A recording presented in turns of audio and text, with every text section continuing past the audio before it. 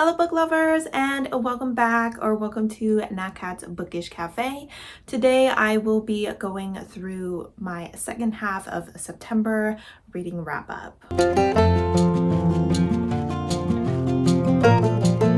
Alright, so it is October 1st. September is officially over, so I'm going to go ahead and go through my reviews for the 6 books that I read in the second half of the month.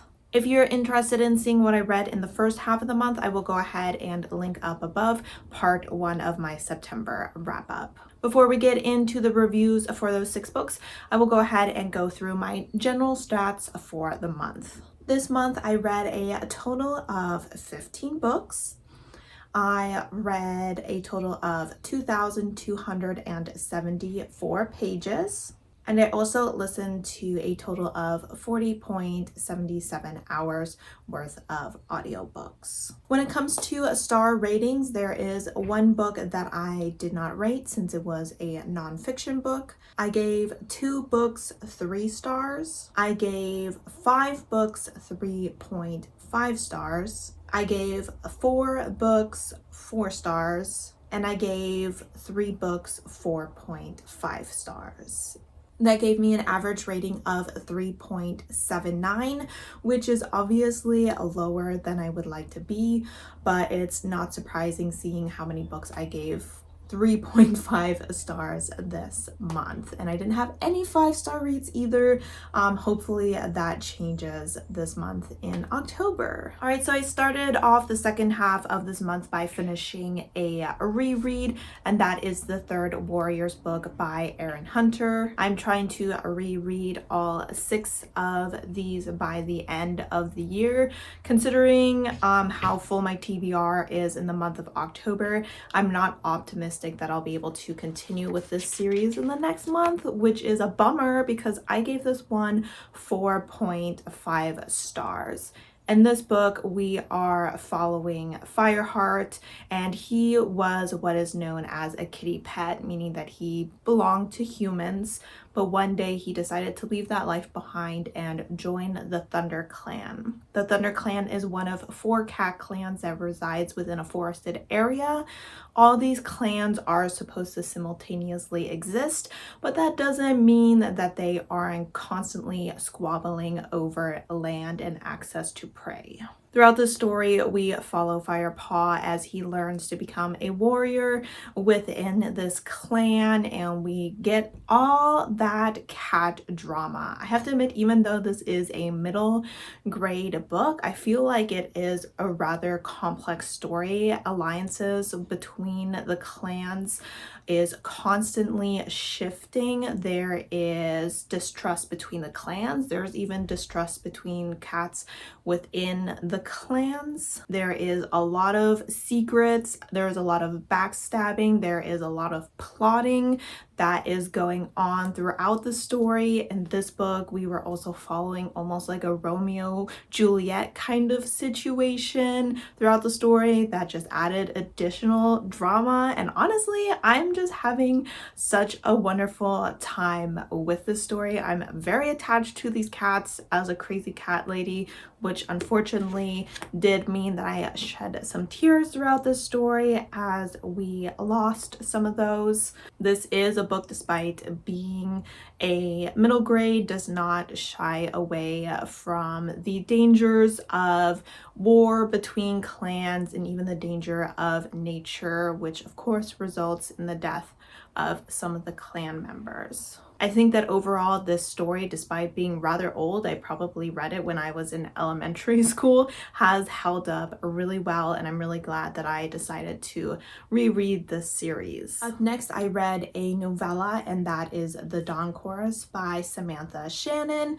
This is novella 3.5. I am doing a read-along of this series with the Bookara group, or I'm sorry, the Bookstara crew.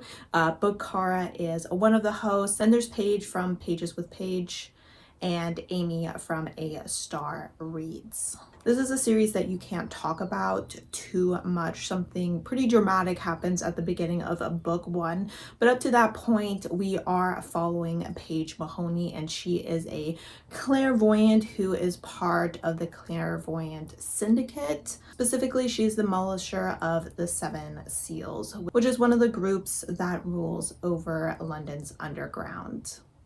This is a world where clairvoyancy is illegal, which is why so many of them form gangs, and that is how they make a living.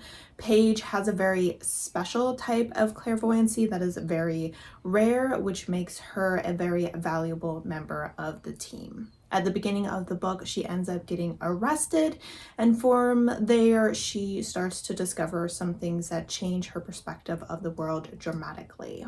I ended up giving this novella 4 stars, which is a pleasant surprise for multiple reasons. One, I'm not a novella girly, so giving a novella 4 stars obviously shows that I had a really good time with the story. Another reason is because I gave book 2 and 3 rather low ratings. I have not been enjoying the series that much. I had a great time with book 1, but since then it has definitely fallen a bit flat for me, but I really enjoyed the way that the author was handling the experience of trauma and PTSD within this novella. This novella kind of follows Paige as she is recovering from something that happened in book 3 that has deeply scarred her. And I think the author did a really great job of making it a very realistic experience to witness. On the other hand, I couldn't give it a higher rating because there were some flashbacks to a time I believe that was taking place in book 1, and I know that the author was trying to, I think, create some sort of parallel between those two events. I know some of the other people reading the book were picking up on that, but honestly, I was just bored by these flashbacks. I felt like, personally, to me, they didn't add anything to the story, and therefore I had to give this book a lower rating just due to the what I considered unnecessary content. Up next, I finished my nonfiction, which I believe I started in June, so it probably took me about 3 months to finish this. And no, it is not a long book. It was slow going, and I definitely put it down for a while. I think for the majority of August I didn't touch it like at all due to my trip, but that is It's Not About the Burqa. This is edited by Miriam Khan. However, it is a collection of essays by multiple Muslim women. I did not rate this a book because it is a nonfiction book, and usually I don't rate my nonfiction books unless it's an obvious 5-star read. And I feel I can't give this 5 stars because there were some essays that I didn't fully connect to, either because what the author was saying had already been addressed in multiple other essays, which I know is unfair because all these women are kind of talking about a similar topic, so obviously there are gonna be arguments that are being repeated, but still sometimes it just got to be a little bit boring because I was like, yeah, I know, I already heard a couple other people talk about this. Other times maybe I just didn't connect to their voice or their way of presenting information. But overall, I did have a really good experience with this book. I think one of the big themes of this book is, hey, we kind of talk about Muslim women a lot, but often it seems like they're not really part of the conversation. And this is them joining the conversation and making their thoughts known. And I really did enjoy hearing about that. I didn't learn too many new things. There was some things that I learned about in college when taking women's studies or even race studies and things like that. But overall, I definitely think that this is one of those books that if you are wanting to learn more about the Muslim experience, especially the experience of women, this is definitely a good place to start. I would say that my favorite was Not Just a Black Muslim Woman by Rafia Rafiq. This is an essay that heavily focused on intersectionality. Obviously, a Black Muslim woman faces the oppression that women face, Black people face, Muslim women face, or Muslim people in general face, and that can be quite an anchor on a person, and I just felt like she had an incredibly strong voice, and I really enjoyed reading her work. I think that she ended her essay incredibly strong. I just want to read this final paragraph here. She said, "I'd like to ensure that, should I have a daughter, she could be Muslim and Black, Tanzanian and British, wherever she is. But most importantly, when she is asked who she is, I'd like for her to respond with her name, her likes and her dislikes. I'd like for her to respond with the things that make her heart warm and the dreams she has for her future. And maybe, just maybe, when our existence becomes the norm and not just a trend or a difference, we can sit comfortably in the intersection of the Venn diagram that I call home."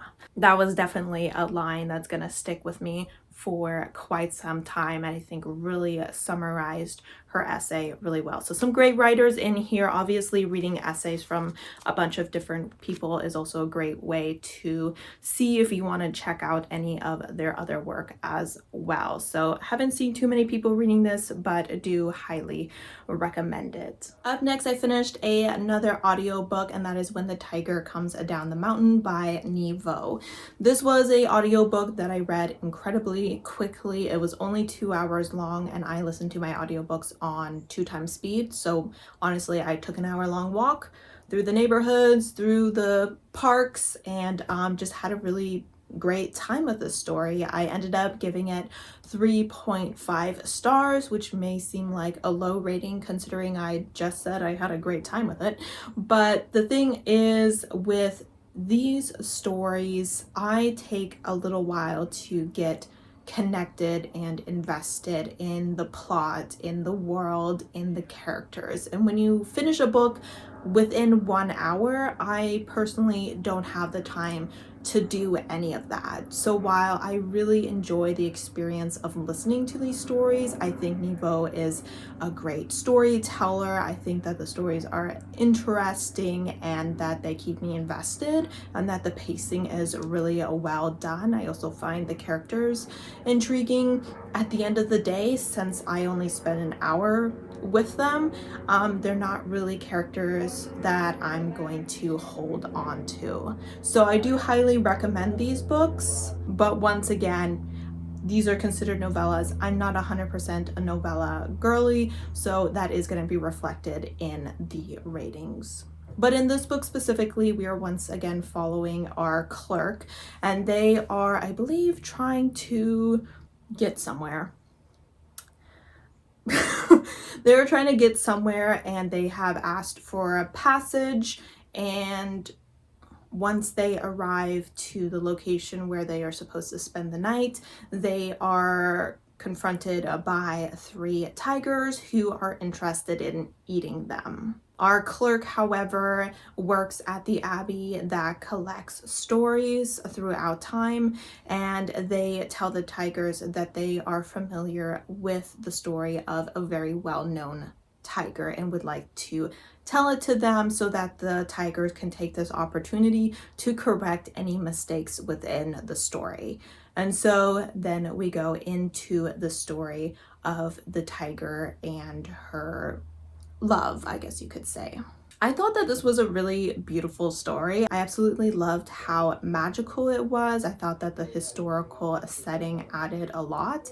I also enjoyed the sapphic relationship that was within the story. All these stories are relatively queer, and the relationship between the tiger and her love was definitely a relationship that had a lot of ups and downs and made them a very interesting couple to follow. I will definitely be continuing with this series. I think that overall it's almost a relaxing experience listening to these, especially if you're going on a walk on a nice day. It's just a good atmospheric and unique story to sit in for a while. The next book I finished was also an audiobook, and this is Painted Devils by Margaret Owen. This is the second book to Little Thieves, and I ended up giving this book 4.5 stars.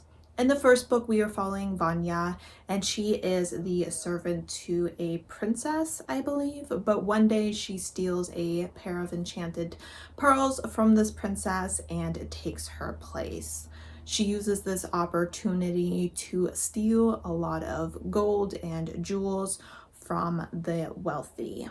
However, throughout book one, we watch as she faces the consequences of her actions. I can't really tell you what book two is about, but just know that Vanya has once again found herself in a bit of a pickle and needs not just the help of the tricks she learned as a cunning thief, but from her friends as well. I absolutely love Margaret Owen's writing. I could just sit and listen to this story for hours, could just sit, read the whole thing all the way through. I think it is so funny and well written. The ending of this story I didn't predict at all, but I think that honestly it couldn't have ended any better. I absolutely love how magical it is, all the different gods that we meet throughout the story. I also think that all the characters that Vanya comes into contact with are just so well fleshed out and individual and unique, and it just adds a whole lot to the story. I will say that this one has a bit of a romance in it that we started to see develop in book one, and I did continue to really enjoy kind of the demisexual representation that I feel that these two are providing. The one reason I feel I couldn't give the story a 5-star, and honestly until the last chapter it honestly was a 5-star read because I was just living my best life reading it, is that I thought this was a duology, but I believe it's a trilogy.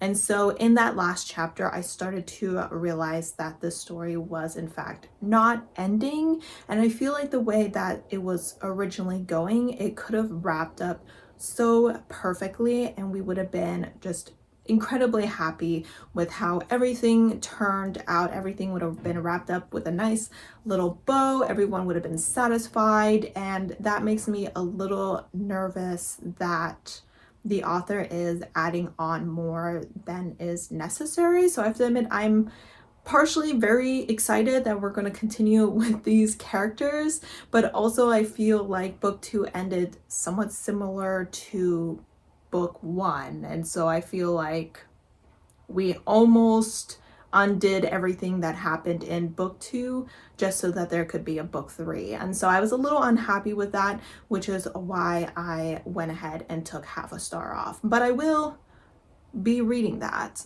via audiobook because the audiobook for these books is exquisite. The narrator does a perfect job for all the characters. All right, and moving on to the final book I completed, that is The Women of Troy by Pat Barker. This is the second book to The Silence of the Girls. In this book, we are following primarily from the point of view of Briaces. Briaces was the war prize to Achilles after he destroyed her town within Troy, and in this book we are now following the aftermath of the fall of Troy. In the first book we are primarily following the war itself. This book starts with the horse. They go into Troy, they take it down, they kill all the men, all the boys, all the pregnant women, and take the remainder of the women and take them as slaves. This is the book that probably slowed down my reading the most. I really thought I was going to get in a few more books this month, but then this book took me like 10 days to finish because it was so emotionally draining to read about the aftermath of this war from the point of view of the women. Pat Barker has an incredible writing style. I think it lends itself really well to the story, which just adds an emotional punch. There were quite a few times where I just had to take a breather real quick because I definitely felt like I was on the verge of tears, putting myself in the shoes of these women who have lost everything and are now destined to serve the people that killed their loved ones for the rest of their lives. Sometimes this book is a little bit slow moving. This takes place when the army is stuck on the shores of Troy because a wind is blowing. The gods are clearly angry about something. They have a lot to be angry about. I'm gonna say that. But what I always find so frustrating about these books is the way that people the men disregard the trauma and horrors that were inflicted upon these women, and instead solely focus on the trauma that they inflicted on the king and on the temples of the gods. The hurt that these women are experiencing is very much dismissed by these men, and it's very hard to read about, but at the same time, I really enjoyed Bria C's interacting with these women and trying to make the best of the situation, and the women banding together to kind of survive and come to terms with their new reality. I don't know if I mentioned this already. I gave this a book 4 stars. Like I mentioned, some of the things I didn't love about it was sometimes the pacing was a little bit slow. There was also a couple things like the R word was used a couple times. I usually prefer that word not to be used. I wouldn't say it was used in the most derogatory word, but I still felt it was slightly unnecessary. Also, there was a little bit of fat phobia within this book, and I was like, damn, get off this woman's back. Like, she hasn't been through enough. You don't have to comment on her body weight all the time.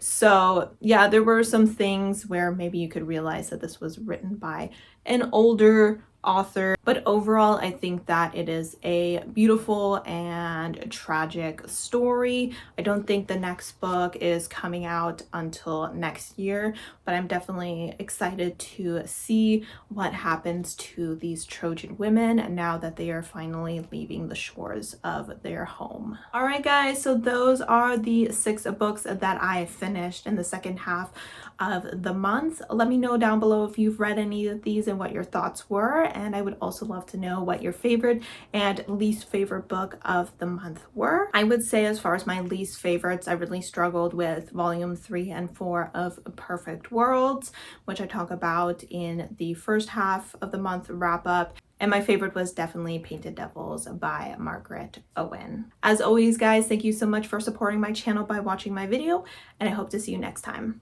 Bye!